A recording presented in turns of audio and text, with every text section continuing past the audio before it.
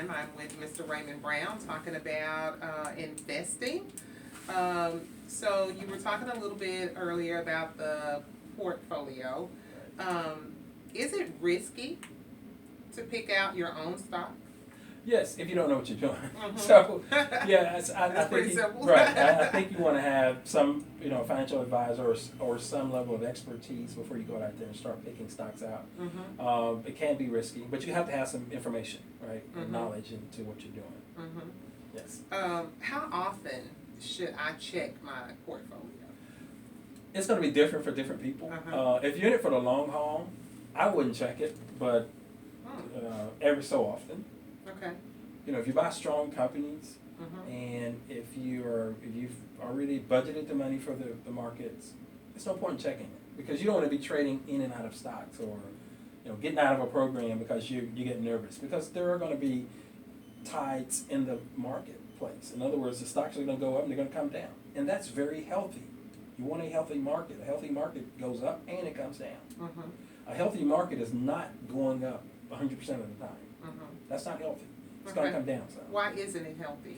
Because in reality, no company is appreciating that fast every day. Okay. Right? Okay. Companies go up and they come down from an appreciation standpoint, stock price standpoint, and that's normal behavior. What questions should we ask about investing? Is there some type of checklist that you can go by? I wouldn't necessarily say a checklist.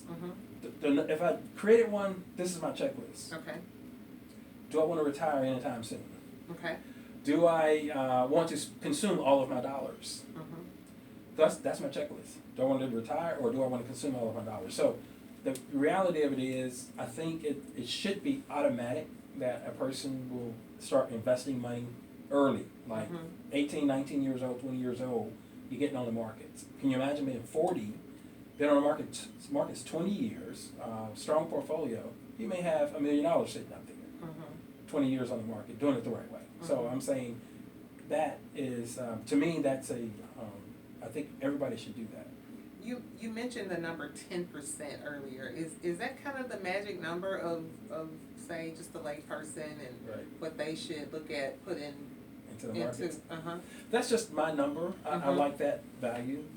It's not a magic number. It all depends on the person and his financial situation and things like that. You want to be debt free, right? Then you want to take care of the other needs that you may have. But I would ask, this is a lot of people ask me about that value, right? How much should I invest? My question to them is this, and I want anybody listening to do the same thing. Go back to your bank statement from July 19 to December 31st, 2019. Look at the categories. Find the category that's called dining out, entertainment. Tell me how much money you spent there. No, I don't feel bad. Everybody has to do that. So, and you look at that, right? And you look at that value. And tell me you can't pull a little bit off of that and put it on the markets, not for anybody else, but for you and your family, your generational, your kids and things like that. So, so what type of retirement account should I have? Right. Like I'm 53. Okay. What should I look like right now? I would think I had to put you had to put a number out there. There are studies out there that say you need at least $1 million. And right now, let me say this: one of our big not our, but a big brokerage firm has more millionaires on record right now today through 401ks because people have been investing for a long time. So if you're not at $1 million, you're behind. But I don't like to put a number out there, but I think 10% from the time you start working up to, you say 53, that's how much you could very well have on the markets right now, working for you. Where should the priority be on retirement investing or non-retirement investing? Right, so I would say retirement investment should be the number one priority. Okay. You are paying yourself first. Okay. And I go through this in my seminars. Every week, people get a paycheck. The first thing they do is start writing bills out to other people. And if you've worked, 40 hours or whatever it is, so you're a middleman at that point. I tell my investors, why don't you get out the middle and let the bill collectors go right to your job? You just stay home. I say that to say you cannot work to pay bills. And then get a little bit left over to go out and have fun, right? And then get a tax check and go out of town and call that's it. No, that's not it. We should be able to build generational wealth, pay, tuition checks off for our grandkids, not even our children. Grandkids come up, hey, they want to go to private school, you write a check. That's the lifestyle we should aspire to. Unfortunately, in our communities, we I think as a whole, most of us have just not even gone that route, just even think about that being a possibility. How realistic is that, with the job market and all that? And I'm hoping it really is realistic, and that we just haven't been looking at it from the right, right, not privy to certain information. So the example I give in my seminars is a pharmaceutical company that took $3 to $300 a share. Every $100 in is $10,000. Every $1,000 in is $100,000. I ask people in the class, how many times did you spend over $1,000 on stuff this year? They're gonna say, yeah, of course. Could you use $100,000 right now? Yeah, I can use $100,000. You ask about reality. That's a reality right there. So it's very real, and these things are happening all the time. There are companies that are doing extremely well. Money's being turned over, but we're just not part of it. We're not even in the game. So that's what this program is all about, trying to get you in the game. So it is a reality. It's a great reality. And people are doing it every day. Between that and the real estate market, people are just creating wealth. That's the way to do it. Trying to get on a job and save money from a paycheck is not going to generate wealth. It'll get you back and forth to work, but it won't get you the lifestyle that I think most people want. Right. What has been your greatest lesson learned in your investing? Okay, well, that very first example I gave you, I didn't get in that stock. I had a person tell me about it. This guy actually worked at Goldman Sachs on Wall Street. He's an insider, and he's, hey Ray, this is going to be great. I didn't buy the stock because I got busy. I did the markets, I did some different things. Hey, so I got busy running my girls to soccer, and that was an opportunity wasted. Right? So I would have made millions of dollars out of that. But I tell people in my seminars, I say, hey, you know what? And then I was telling my cousin about it when I started teaching. That scenario created this whole program. Because she said, hey, you need to tell everybody, you start teaching people. And I said, okay. Had I made that investment, I wouldn't be doing this now. I would probably be in Belize or somewhere in Japan. I would be overseas. But God had another plan. God said, hey, you're going to get there on your boat, but you need to go out and teach people how to do this and put money to a better use. And so if I had a bad lesson, that would be one of the bad lessons. But as an investor or trader, we take, we're not emotional. And we're patient. So I've had some great success stories outside of that one. So it's fine. But that's a lesson. Are you able to teach people, or at least get them, coach them past the whole idea of if there is a loss? Oh yes. In the seminars, I tell you or teach you how to mitigate losses and all that. So we kind of cover all of that: when to buy, when to sell, things like that. So and it's not a active, you're sitting there working the markets as a third job. Right. No. Right. It's very straightforward. So I kind of teach them some high level items, and they've done fine so far. I had one young lady. Listen, this is an amazing story. She's going through a divorce, just about losing everything. This is a real story, and we had an opportunity to buy some stocks. She put her money in it. It was a marijuana company, as a matter of fact. That marijuana company jumped up to $300-something a share. She made $78,000 off that one trade. And she talked about it on Facebook and tagged me and everything. Everybody knows her. She turned around and funded a friend of hers' business, paid all her bills off, right? And funded the business. I said, that's what I envisioned with this program, doing things like that, building wealth in our community. So that was an amazing story, and it was one that it was actually told from one of her friends in one of my seminars, and that friend started crying in the class, telling us about what she had did. So, so things like that for me is more than just It's not about money. It's about changing lives like that, and that's what we've done so far. We've had some great stories. That's awesome.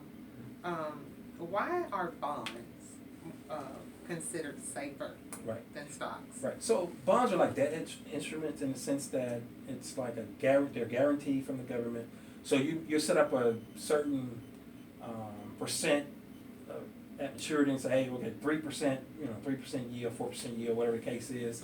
And so that'll give you a smaller increase, but it's a guarantee. So guarantees are, for some, are great compared to a risk, in the stock market. Right? Because like I said, if you pick the wrong stock, you won't make any money. Yeah. Talk about the benefits of investing in funds over individual stocks. Right. So funds are going to give you just a diversity and a multitude of different stocks, right? They're typically put together by the big outfits on Wall Street, and they say, okay, you got $300 or $400 stocks in here. You put $100 in this fund. Over a period of time, you're going to do fine. If I pick out an individual stock, and if that stock doesn't do well, of course, you don't have the payout at all. But if it does well, you're gonna make a lot of money. So the risk, it's kind of a risk reward thing. Okay. You talked earlier about the stock prices going up and down. Right. How long should I hold on to the stock? So I ask people to make a determination before they even get into the stock. So, for example, if I get a marijuana company right now, I know it's not legal federally yet. All the states are doing it. We know it's going to be around the corner. I know I'm going to keep that company at least 3 years, right? Because it's going to take some time for that stuff to get all flushed out, right? So the ups and downs, I'm going to just hold on to it. A Fortune 500 company, let's say IBM or something, if that company starts to tank, their performance is doing bad, it's just nobody's using the product anymore. I should use Sears as an example. Okay. Sears. We know Sears ain't coming back. Yeah. So I'm getting out of that quick. I walked in Sears and it looked like it did in the 80s. I was with my aunt as a little small kid. So we know Sears ain't coming back. So those are the decisions. That kind of helps dictate to you how long to keep a stock, right? Depending on the situation. Okay. How can I tell what's a normal fluctuation for stock? As I was saying before, a healthy market goes up and down. A normal fluctuation would be, and I'm going to talk about the price of a stock and how it moves. Each quarter, companies will make a projection on how much money they're going to make for the quarter. So in other words, if, let's say McDonald's say, hey, per share, we're going to make $2 a share, per share, profit, next quarter. That quarter comes in, and not as many people bought the new, whatever sandwich they got out, and they don't make as much money. The people down on Wall Street can say, hey, you guys are going in the wrong direction. You promised $2 for actually $1.50 a share, profit. So you didn't hit the numbers. Therefore, that stock is going to take it's going to take a hit because you're not performing as you had indicated. So that stock price is going to go down. Now, if I held McDonald's, I still say, are they going out of business? No, they're not going out of business. They just hit a little roadblock. They didn't project well. So I'll hold the stock. But let's say the next quarter, they do well, knock it out of the park, come with a new product or a new sandwich or something. And so then it's going to go back up. So that's the fluctuations that people see on a regular basis, for the most part. The normal fluctuation. Now, Donald Trump shoots off a nuclear missile out to North Korea and does something outlandish. People are just going to freak out because they don't know what's going to happen. The markets will freak out as well because they're like, hey, we're nervous. We don't know if we're about to hit World War III. They start selling everything on Wall Street. I tell my investors, or I teach, hey, we hold tight. We don't jump because of some event like this. So in that situation, the market will take a shot, but it'll come back as well. Okay. So what would be an ideal retirement strategy? That's right. For me, I think an ideal retirement strategy would be to, if you have the ability to get into a 401k program, get in and max out to the company match, get in early, and also on top of that, if you want to take some opportunities out here and learn some stocks as well, go out and do that as well. If you don't even have a 401k or nothing like that, come to my seminar. Go to my website, www.simoreinvestments.com. There are online courses there that you can take. Or you can go to reserve.simoneinvestments.com and come to my live seminar. And I tell people in Memphis, I have people live streaming from all over the country. If you're here, you should be there. If you don't have any retirements or anything, you want to learn the markets, come on in. And let me teach you guys how to do that. So. You spoke earlier about the barbers and the painters Right. and the beauticians. What kinds of things do you coach them through or teach them in terms of helping them with their retirement? Exactly. Great question. So what we do is teach them, first of all, how to open up a brokerage account. That is the avenue or vehicle to buy stocks. So we do that. And then once you get that brokerage account open, you got to fund that account. Teach you how to do that. Then once you fund it, you have to start picking stocks out. That's where we kind of get out there and do that. Teach you how to build out a portfolio. Some people might say, oh, I can buy a stock. But do you have a strategy and can you build out a portfolio? That's what I teach you with all the experience that I've had. I've read about knowing your investing personality. Talk about that. What does that mean? That's a great question. So, and this has been great because depending on who comes into the seminars, I can tell what kind of people they are. So, you may have a person with an accounting background who's very methodical in everything that they do. They love numbers. Or you may have, when I have those real estate investors come in, they like quick wins fast. They don't like to wait around, right? Then you may have, truck drivers coming in. They don't look at hardly anything. They say, hey, let's put this to work. So you got all these personalities coming in. Depending on who you are as a person for your entire, up until you get to the point where you're starting, that's going to determine what kind of person you're going to be on the markets. Right? Okay. So you're going to have all kinds of personalities out there, and you're going to have, but there's a method for all of them, right? Okay. And the formulas I teach and the way I teach in the markets, it works for everybody. So. And can you give an example of a method, just an example? When to buy a stock, when to sell it, how much of a certain stock you should buy, right? What categories you should put that stock in, things like that. That's a method, right? It's not just randomly buying things, right? So when we buy things, I teach you how to strategically go out and get a certain company in a certain industry. That's where it kind of matters. It kind of goes back to your question about when we talk about macroeconomics and how stocks, how you should be diversified. So I kind of talk about those things. Okay. We're gonna take a break, and we're gonna come back in a moment, and we're going to continue to talk about investing with Mr. Raymond Brown on 94.7 FM. We'll be right back.